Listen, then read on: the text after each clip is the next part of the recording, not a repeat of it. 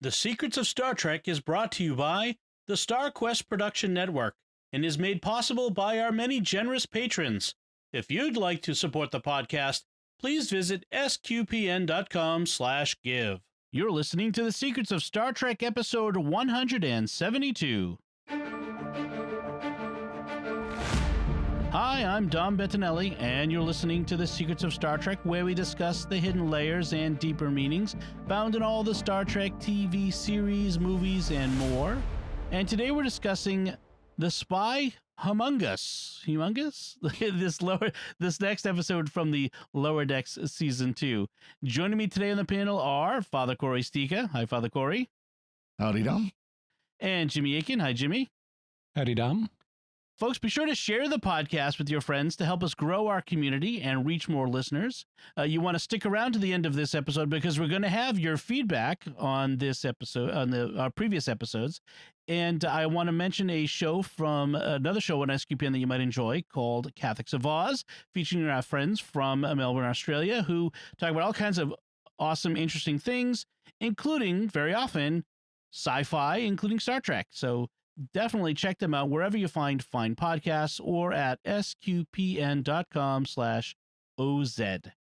And Father Cory, you threw me off because you said howdy Dom, and I was just not I wasn't ready for that. I should have followed up with how's it going? It's very confusing. Changing things on me. In Stargate, I usually respond that way, and I was a little tired this morning, so it got thrown in. Okay. So Jimmy, can you give us a recap of The Spy Humongous? The title obviously is a reference to The Spy Among Us, but it's because the Pakleds are big, the spy humongous. Yes. The Cerritos is on a peace mission to the Pakled planet, known as Pakled Planet, to arrange a ceasefire in the current conflict. However, the Pakleds mistake Captain Freeman for Captain Janeway and also try to sneak a Pakled spy aboard the ship. The spy turns out to be no threat, for he cycles himself out an airlock and has to be rescued from the void of space. Afterwards, Freeman tricks him into revealing that the Pakleds have a secret plan to plant a bomb on Earth. Meanwhile, Boimler is trying to fit in with a group of ensigns known as the Red Shirts, who have made a pact to help each other get promoted to being captains one day. Turns out, though, the Red Shirts are all talk and are too busy imitating other captains to exercise real leadership. Meanwhile, the other lower deckers are engaging in the arduous task of anomaly consolidation, which means collecting dangerous space junk that the officers have retrieved from their missions. Tendi is initially enthusiastic about this, but she sours on the experience, and a mood-altering cube causes her to become enraged and turn into a giant scorpion monster. Boimler's quick thinking saves the day when he deliberately makes a fool of himself, using replicators to humiliate himself with food. This causes Scorpion Tendi to laugh and revert to her normal, cute humanoid form. The end. So I wanted to start with the Pakleds in this episode because Pakleds are strong. Yes. Yeah. Partly because I wanted to think about. One thing that this episode made me think about was the Pakleds. Why the Pakleds in Lower Decks? Why are they the bad guy? And they're kind of the perfect, villain from other series that Star Trek already has. Because one other series, right, TNG, because they're incompetent but surprisingly able to remain a problem for Starfleet. Mm-hmm. And that's comedy gold there, right? I mean, this is sitcom comedy gold. This is like Newman from Seinfeld, This is the sort of, I'm not sure why this guy is still a problem, but he is. And he's funny. What do you think of that as the reason why we have, say, Pakleds as opposed to Klingons or Romulans as the primary? Father, you first. Yeah, I'm kind of thinking about it, but I agree a lot with what you're saying, Dom. I mean, they are very much a comedic race that can, as the episode that they showed up in, that can, if you underestimate them, they can be a real threat. But then they, step on their own toes. But I was kind of struck by, and I'm sure it was a conscious choice on the part of the producers, where we see Pakled Planet, and it looks like a very developed civilization. The buildings don't look cobbled together like the ships are. And I don't know if they're just doing that as kind of a, look at these guys that they can't, they cobble their ships together, but they've still got civilization at home, or if that's something they're going to actually explore as part of, there was something that happened in the history of the Pakleds that led them to the state that they're in now. Interesting. Jimmy? So for a series like this, you want to draw on Star Trek history for your ridiculous villains. And this is set in the TNG era approximately. And so if you think about TNG, how many comedic villains do we have? Things that were meant to be threats and didn't work, or otherwise came across comedically. And the Pakleds are kind of ones that were sort of meant to be taken seriously, but sort of not. And so they're kind of deliberately humorous, even though to many viewers they just came across as failed villains. I mean, just they're lame. But if you think about TNG, what do we have that kind of fits that mold of villain that turns out to be annoyingly comedic? Okay. Ferengi in their initial appearance, Pakleds, and Armus from Skin of Evil. Yeah. So what have we been seeing as villains on this show? That's right. For original appearance, Ferengi, Pakleds, and now Armus from Skin of Evil. Interesting. And if you don't remember Armus, that was the pool of oil that killed Tasha Yar. Yes. Yep. Yeah. Which we get to see at the end being mocked. Yes. So they're essentially revisiting the next gen classic villains that weren't actually that threatening, or that came off lame for one reason or another. And I think if the Ferengi hadn't sort of been redeemed by DS9 in many ways, they could be the main villains now. Yeah. Right. Yeah, that's true. But I like that we have this, multi-episode arc with the Pakleds. I've talked before about how I like what they're doing with the Pakleds, that I think they're a great villain for Lower Decks, and I like that they're turning this into at least what looks like at least a season arc. Yeah. Right. Yeah, this is according to the Memory Alpha website, this is the third primarily Pakled story, although they get mentioned quite a bit. But this is their third story. I do like, it's very on brand for their planet to be called Pakled Planet. Yeah. Very unimaginative. And then they figure out who's in charge by how big their helmet is. Yes. I don't have a big enough helmet for that. Big helmet. I like when Janeway beams down and Freeman beams down and she's talking to their ambassador and she says, I want to negotiate a ceasefire. I don't have a big enough helmet for that. Well, then I need to speak to someone with a bigger helmet. And I like how she's very specific about what she needs to speak with. It's like, she doesn't say, I need to speak with someone who can. Yes. That could provide opportunity for misunderstanding. I need someone with a bigger helmet. Right. Yeah. And we get successively bigger helmets from the Queen, the King, and the Emperor, because of course they have all of those things. Until a revolution occurs. A revolution, yes. Before we jump ahead, I don't want to miss the line where Shax beams down with Captain Freeman and says in the transporter room, if you keep doing Picard level diplomatic stuff, they'll give you an Enterprise, which because they're handing out Enterprises apparently. So that's good. Also, you mentioned, and it was a bit of a slip there, the Pakleds keep calling Captain Freeman Captain Janeway, which is funny because apparently they can't tell. Captain Janeway. Yeah, you tried to trick us. You told us you were Captain Janeway. No, I can't tell you, Freeman. Yeah. Well, they still call all ships Enterprises because at one point when the spy comes back down from the ship, he says, this Enterprise, he's talking about the Cerritos as an Enterprise. Right. Yes.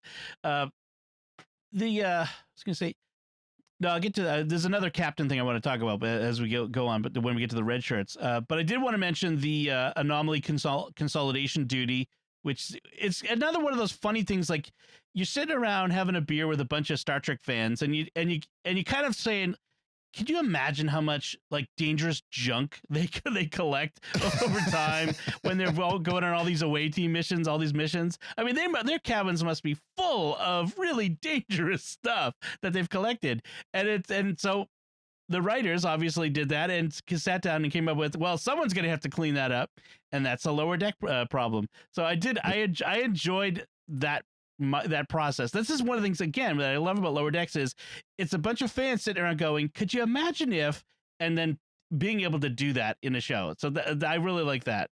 I like it as well. I also like the sequence that this resulted in because we get effectively lots of sight gags. Yes. Because they're collecting all these weird objects that officers have brought back, and they each have something they do that gives us a sight gag. Yes. Yeah. And interesting, if you watch it, all of the, right up to the end, except for the very last one, all of the bad stuff happens to Mariner and Rutherford caused by Tendi. Like Tendi drops the thing, she knocks the thing, she touches the thing, and then all this bad stuff happens to Mariner and Rutherford until the end one where she turns into the Scorpion King, which until there's a flip late in the game. The first one is, she has to deal with these pigs that come to life from a book that she's opened. Right. These giant pigs, and then she gets eaten and pooped out by a big slug. That's right. That's and then and those are the things that sour her on this experience as she's holding a mood-altering cube, and that's what turns her into the giant scorpion. Right. I wonder if it was a Scorpion King homage. Like, I literally just thought of that as we were talking about it. Like, I wonder if, because that was like, in the history of worst special effects in film, it was the Scorpion King from The Mummy, played by The Rock, who also guest starred in Star Trek at one point. Tsunkatse, yes. So that's an interesting. I'd love to see it behind the scenes and see what the producers say about that. Yeah, but the Scorpion King he was like a scorpion centaur. Yeah, right? yeah. And Tendi here was not a scorpion centaur. No. She was full scorpion. Yeah, that's true. Yep. That's true. So let's talk about where Boimler is in all this. He's with the red shirts, the cool kids. And I just think it's funny that they call themselves that. Yeah. It sounds invincible. Yes, it makes us sound invincible. So obviously the joke there is on the original series, red was for security. Yes. And so you had lots of security agents dying, but not the bridge crew. And so there became this legend that if you're wearing a red shirt, your chance of dying goes way up. Actually, it's not true. They've done statistical counts of how many people were wearing what color shirts. But and red is not unusually fatal. Right. But that's the reputation the shirt got. And then in the course of the movies, they flipped it. So now red is the command color. And so now if you want to be a commander, well, you want to be a red shirt. Right, exactly. And the cool kids, and it's a high school clique, right? They want Boimler to join them now because he was on the Titan and served under Riker, and therefore probably has special cool information that will help them rank up. Like faster. How often does Riker polish his trombone? Yes, that was, yeah. And how it is, he's got bigger pants because he has longer legs, and that whole thing. They keep asking him these weird questions about like Riker, and it's funny because why have they settled on Riker as the great captain to follow? I mean, part of it is because Riker's the one who's shown up in Lower Decks as opposed to Picard. Yeah. Yeah. Well, and also Picard has kind of disgraced himself at this point. I mean, that's true. He gave that terrible interview that ruined his reputation 20 years ago or whatever. Right. Mm. The interesting thing is the red shirts make themselves seem like they have special access. They're going to be able to be, acting captain, and it turns out they don't. They're also just as much nobodies as the rest of the lower deckers. They just think of themselves as more important. Yeah. So I thought that was interesting. Of the red shirt group, so apparently there were 5 of them, but one of them named Pajak just got transferred up to some other ship. Yeah. And Pajak sounds like an Andorian name. We have an Andorian among them, and I'm wondering if she's the Jennifer Andorian we met briefly a few episodes ago. Yeah. Yeah. We also have definitely one human, and what I think is another human, a female. And then we have a Kazenti. And so this explains the Kazinti we've been seeing in the background in recent episodes. He actually gets some lines in this. And there's a favorite moment of mine with him where they're giving Boimler a command makeover. Right. And they're addressing things like his posture. He doesn't carry himself like a captain. And the Kazinti is saying to him, like, your current posture is like this. And then he exaggerates it and does this schlump move where he's like, he looks like a hunchback or something. And that's the exact posture the telepath Kazinti used in the episode of the animated series, The Slaver Weapon. Right. That's funny. I love these deep callbacks that only you have to really be a fan to get these things, and it's awesome. So I also love when they're having Boimler give pretend he's a commander in a dire situation, and they're doing improv. Essentially, it's like, okay, here's this element that's going on. You've got a time anomaly. Here's this other element that's going on. Here's this third element. Now mix them into a speech and give us a command speech. And he's trying and failing. And I forget the name of the lead red shirt, but he's like, Casey. We should mutiny. Yeah. Casey is like, yeah, we should mutiny. And then that's when he finally comes up with the very inspiring speech that says really nothing, but but they tell him to channel his inner Riker and say what Riker would say in this moment, and suddenly he comes off with this much better speech. Although I was kind of also sounds kind of like Riker. I was kind of hoping for a jazz thing in there though, like some jazz reference. That would have been really good. But they did throw in the Enterprise D bridge behind him as he's going through this speech. Yeah. The bridge is wherever you are. But I'm not on the bridge, but the bridge is wherever you are. So, and then we have the Pakleds. They've sent this quote unquote asylum seeker who's really a spy, which they catch onto right away because he says, "Show me your shields, how they work." and your crimson force field, which is a reference to an imaginary defensive weapon from the Samaritan snare when they were first introduced. Basically, Geordi LaForge told them the Enterprise D had this thing called a crimson force field that would disarm their photon torpedoes. And really, he himself, because he was on the Pakled ship at the time, they were holding him hostage, and he disarmed their photon torpedoes, and Riker blew a bunch of hydrogen or something out of the Enterprise's whatever, and and to simulate the crimson force field. And so all these years later, the Pakleds are still trying to figure that out. They haven't got the gag yet. So he's on board, and then you get Ransom and the Tamarian, I forget his name, Kayshawn. They know he's a spy, but Freeman has told them, find out what he knows. So they're giving him a tour of all the very secret places on board, including the top secret Cerritos gift shop. And so he's wearing like a Cerritos t-shirt thereafter after they get done with the gift shop. Right. I like with Kayshawn, we get some more new Children of Tama phrases. And they don't stop to explain them. Which is nice. We just have to figure him out from context. So Kayshawn is apparently still working security, though now this is creating a problem because Shax is also working security.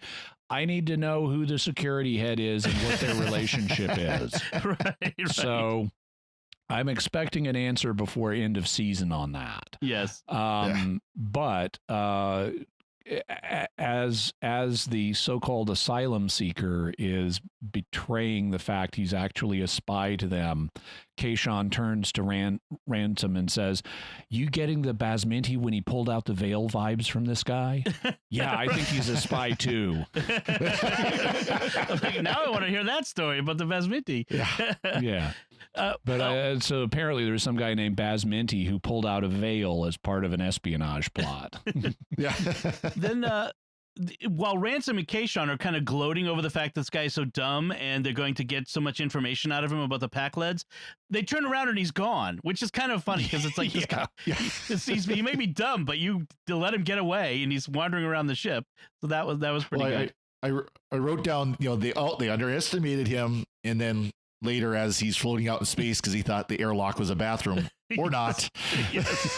I pressed flush and well, I mean, there was such great comedic timing on that little scene where it's like he's gotten away from us, and then you see him floating by outside the window in space. I mean, just that was a great moment. And then they revive him in sickbay. Yes, because as Dr. Tyler says, Pakleds are strong. They're strong. And you actually don't die immediately in space anyway. Yes. And depending on their physiology, maybe they can, survive for short periods. Yeah. Mm-hmm. Fun fact, even if you're a human and you get blown out into space, you're going to have about 30 seconds to suffer. Right. Yep. I'm not sure that's good. So, if you have the Apple TV Plus series called For All Mankind kind of explores this idea. So that's actually kind of interesting. Mm-hmm. Oh, yeah. And do not try to hold your breath. Expel all of the oxygen from your lungs immediately. Yep. It's your only chance to keep your lungs from rupturing. Yes. Exactly. I'll keep that in mind. So Tendy's desire to have her desire was to have fun with her friends taking out the trash. She thought, well, anomaly consolidation duty sounds like fun. We never get to go on cool missions, right? Except every episode they do some kind of cool mission. So I think it's kind of funny. Like, well, we're always complaining we don't get to do cool stuff, yet they've been doing cool stuff all along. They just don't recognize it. So I thought that was funny. And then we have the red shirts, specifically Casey, because he seems to be the ringleader of this. They kind of say to Boimler, look, you've got to leave these lower deckers behind and come with us, because being a Starfleet officer is about inspiring others. And Boimler's like, no, it's about doing stuff. We work. There was a line. We work in Starfleet. Slime's a given. Like being in Starfleet is about getting your hands dirty, not about standing on a pedestal and orating, which is what they end up doing instead of fixing things. To be fair to Casey's perspective, that's a lot of what we see the commanders doing in Star Trek shows, is orating and inspiring people rather than actually doing stuff. But then that's sort of not the inspiring part as much, but not getting your hands too dirty is actually what higher ups do in the military. You don't want your general. This isn't ancient Egypt. You don't want your commander in chief leading the battle against the Hittites. Right. That's true. That's true. You want him safely protected, and he orders people to go into battle with the Hittites. Right. And most of the time, if you're in the military, if you're enlisted like I was, you only really saw your commander if he was doing some kind of inspection round where he was going through and inspecting the offices, or had some commander's call or something like that. So you didn't see them in the day-to-day work that they did. Right. You saw them just with these special moments where it would be the more, give the inspirational speech and stuff like that. True. Although when the time comes, the red shirts all line up and are simultaneously giving conflicting inspirational speeches when Boimler runs in to fix things. It's interesting. As soon as the first one steps forward and starts doing the inspirational speech, you see the facial expressions of the people they're inspiring start to warm to that. Yes. Mm-hmm. And then as soon as the second one gets up and starts counter-inspiring them, they start looking confused. Yes. Another great line that occurs around that the point is when Casey derisively rejects Boimler's, friends of the lower deckers, says, this isn't a friendship, it's a starship. Which just and there's a good follow-on line to that. Yeah. Are you a star? Yes. Right. No, I'm a friend.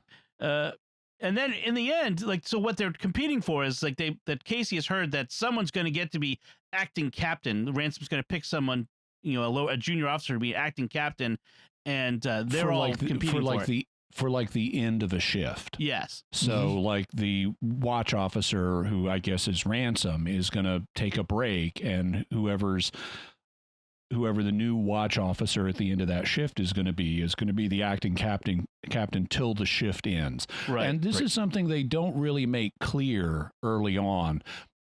Like, because I'm going, what do they mean acting captain? Is this some kind of regular permanent position? Right. Mhm. And no, it's not. It just means you're going to be the watch officer until the end of the shift. Right. Right. And he, and disdainfully, because Boimler makes a fool of himself, quote unquote, to solve the situation with Tendi, and he rejects that. Like, you shouldn't make a fool of yourself, and therefore he rejects them, puts himself up to Ransom. I want to nominate myself as acting captain, and Ransom's like, yeah, whatever. Like, he doesn't care. Yeah. And then gives Boimler kudos for solving the situation with Tendi. And then Casey gets to be acting captain for 10 seconds until Shax comes in and tells him to get out of his seat and go clean up the airlock where the Pakled did something unspeakable, which is it was an awesome moment for Casey to get his comeuppance. So that was good. There is a nice moment in there of sympathy for Casey, where after Ransom has told him, I'm heading out of the bridge, you're acting captain for now. We get this shot of Casey as he's looking at the captain's chair. Mm-hmm. And we see the view screen of space behind his head, and we see his eyes, and he's like starting to tear up. This is clearly certainly his eyes are sparkling, and this is clearly an emotionally meaningful moment for him. And as a fan, I think that works. I think fans in the audience will understand what it means for this character to be able to sit in the captain's chair legitimately. And I think that'll be moving for a lot of fans. And I like that they give that little bit of redemption there to Casey before he has to go clear the fouled airlock. That's right. Yeah. And then we end with the Tendi managed to smuggle, or Mariner managed to keep one of the anomalies for herself, a submanifold casting stone, which is basically like, I think, like a ventriloquist device that works across space. And they decide to use it to prank call Armis of the Skin of Evil, which is probably might be my favorite ending to a Lower Decks episode, because, oh my gosh, Armis deserves a prank calling, and just in general. Oh yeah. Yeah. I like how they're talking to Armis over the space phone, essentially. And it's like, ooh, where are we? You can't see us. Ooh, I'm touching your stuff. And Armis is like, what stuff? Where are you? Clearly a callback to Home Alone, where the I can't remember the kids' names, but the little kid, Kevin, come out, I'm touching your stuff, to his older brother who's a jerk, I'm touching your stuff. So that's clearly an homage in my mind anyway to that. So and then he trips over a stone while ranting about at them, and he's just a pool of bleep, as I think Mariner calls him. So yeah, that was a great moment. So very good. Anything else, Father Cory? So I love the kind of the last part with Captain Freeman and the Pakleds, where the spies beam back down to Pakled planet, and she understands the Pakleds so well, she uses reverse psychology on them so well. It's like, yeah, you were such a good spy, we weren't able to get any information out of you whatsoever. No, I was a very good spy. I didn't tell you that we've got a bomb going to Earth right now. Right, that's right. Jimmy, how about you? And she just looks at Shaq and go, beam us up, get us out of here. Right. So, Jimmy, how about you? I really liked the Pakled humor. They do it well without overdoing it. They could push it further, and I think it wouldn't work as well. But they keep it restrained enough. But it just ends up being really funny. I mean, I just love the line, and they don't make anything out of it. It just goes by really fast. But I just love the line about they're having a revolution. Yes. Where they're combining the words rebellion and revolution. I also really like, at one point, they're being diplomatic with Captain Janeway, and it's like, okay, she's a female human, and the only female human captain you can think of is Janeway. So she becomes Janeway. Yes. But they're being diplomatic with her, and it's like, you want rotten mush fruit? Yeah. It's like, no, she doesn't want rotten mush fruit. That's right. That's right. So another good Lower Decks episode, I think. And so a lot of fun. Yeah. All right, let's move to our listener feedback. And our first feedback is an email from Brian Terrell, who writes, I can think of at least one way in which a species like the Pakleds might make sense. Suppose that instead of a sleep cycle like ours, they were to have non-overlapping periods of high physical activity and high mental activity. That would allow them to dream up very complex schemes and figure out how to exploit technologies they acquire, but would also result in all of the actual execution of their plots being done by low-intellect brutes. It could make evolutionary sense that a species might be optimized to put most of its waking energy into physical exertion, but still have higher-level cognitive ability during a sleep period. What do you think of this theory? I think it's a fascinating theory. I really like it as an idea. I find myself, though, testing it and saying, okay, how would this work in actual evolution? The reason that we sleep is a bit of a mystery scientifically. Every known animal organism has an equivalent of sleep. Even if it may not be exactly like what we do, but they have an equivalent cycle that they go through. And rest does not seem to be an adequate explanation for why we have this cycle. One of the people may want to check out the Mystery of Sleep episode of Jimmy Akin's Mysterious World, where I talk about this. But one of the theories is that we have sleep not just to rest, but also to help our immune system deal with pathogens. And one of the requirements of sleep, because it is not easily shaken off, that's the difference between sleep and rest. If you're resting, you're laying on the couch and a giant monster lumbers into your den. Well, okay, you immediately are able to respond if you're just resting, but you're not immediately able to respond if you're sleeping. Right. And so, so in order to have an equivalent of sleep, you need to be in a position of relative safety. So your waking active phase is going to be the phase where you're most active, is going to be the phase where you're most exposed to danger, because you're doing things like getting food and mates and avoiding predators and stuff like that. And so you're going to need your mental faculties, whatever level you have of them, in your most dangerous phase. And it seems, I'm not saying it can't be done, but it would require, I find it interesting. I'd love to think about this more. What would result in a species needing its intellectual prowess during its inactive phase rather than during its active phase? Because if Pakleds are, maybe they're doing all their scheming in their dormant phase, but then when they go into their active phase, what happens when they encounter something they didn't plan for? An actual danger. And so I think it's interesting, but I'm not immediately clear on how evolution would favor this. I think there'd need to be another factor that would be involved that I haven't identified yet that would lead to an evolutionary scenario like this. Right. Well, and as I said, kind of during the recording, we see Pakled Planet, and it looks like a civilization, like a real developed civilization, not things cobbled together.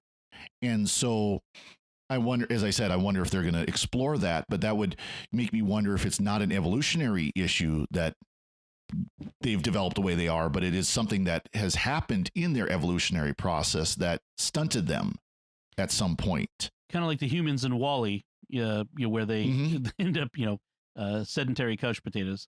So like I said, it'll be interesting to see if they did the fully developed Pakled planet as kind of a gag, or if this is something they are actually working towards the end of the season, which they've only got a couple more episodes, but they'll explain what happened. Or another movie, Mediocrity, right? Oh yes, Idiocracy or Idiocracy. That's it. Yeah. Right. You know, this kind of brings up one of the things I was wondering, which is how much of what Lower Decks introduces is considered canon for the other series. I'm considering it all canon. Oh, absolutely. I love 100%. I love the fact that now if you go on Memory Alpha and look up Pakled, it says the name of their planet is Pakled Planet. Yeah. I mean, it would be interesting to see that show up in Picard, for instance, that oh yes, I remember the Pakled War, that we had, you know, like to mention these things in the dramatic series, the things that happen in the comedic animated series. That would be kind of fun. I mentioned that before, and I expect we will get that because of just how delicious the idea is to the writers of these series. Yeah, that should be interesting. I mean, if they're bringing Riker into Lower Decks, they need to bring Lower Decks into one of the others. Oh, I want to see Boimler and Mariner in Picard at some point. I've thought the same thing. I would like to see them take the actors of the 4 Lower Deckers and let them have cameos in live action. That would be interesting to do. Yeah, just a cameo. They'd have to paint the actress who, you know, plays Tindy with green makeup, but give the actor who plays Rutherford a partially mechanical head prosthesis, but those are easy things to do. Yeah, that's true. Absolutely. So our second bit of feedback comes from John Tabbert, who sent an email, and he said, I just wanted to say that as a Star Trek fan for a while and a Catholic convert, I very much enjoy your podcast, and I typically don't enjoy listening to podcasts. Well, John, hopefully that you'll start listening to more StarQuest podcasts, and you'll see that they're very much similar. I also agree with you all that Lower Decks is the best of the new Trek I've seen so far, despite some cringeworthy moments, which in a way I don't like because of the nature of it being an animated comedy series. I don't like the cringeworthy moments because they're cringeworthy. Right. Yeah, exactly. But I get what you're saying. The animated series can sometimes draw in kids thinking it's safe, and then you have that stuff. So that might be what John means. Well, yeah, although these days, I mean, the Flintstones were really the first thing to start to break away from this is just for kids. Yeah. And subsequent to the Flintstones, we've had The Simpsons and American Dad and Bob's Burgers and Harvey Birdman, Attorney at Law, and all kinds of stuff. So there's a widespread perception in the culture that these are not just for kids anymore, and we're not even talking about some of the stuff you see in Japanese cartoons. Yeah, right. Exactly. And so parents today do need to be vigilant about that. And I would assume most parents, in thinking about Lower Decks, are probably not going to assume it's My Little Pony. That's true. And then John finishes, hopefully they end up coming up with better material in the future for other series compared to Picard and Discovery so far. So, and I would say for me, Discovery is the bottom of the barrel of these things. Picard, even though it's got elements I don't like, I would say Picard is way better than Discovery. But it's still not as good as Lower Decks. Prodigy looks like it's got some potential to it. Obviously, Strange New Worlds looks, if they keep the same with Pike and number one and all them, if they keep that same energy they had it with Discovery with those characters, it's going to be fantastic. So even Section 31 may turn out to be because it's going to have Ash Tyler and it's going to have Empress Giorgio, and she certainly is a fun character, and she might be a restraining influence on the political correctness of the show, which is one of the worst problems of Discovery. Is it's gone in this totally woke direction where everything is about emotionally affirming each other instead of actually doing stuff and getting on with it. We're together in our togetherness of living the life of togetherness. Group hug. Yep. Well, thank you, John and Brian, for your feedback. And we love getting feedback. Before we finish, I want to take a moment to thank our patrons who make it possible for us to create the Secrets of Star Trek, including Matt and Jesse L., Joe D, Marshall B, Dave D, and Catherine O. Their generous donations at sqpn.com/give make it possible for us to continue The Secrets of Star Trek and all the shows at StarQuest. You can join them by visiting sqpn.com/give.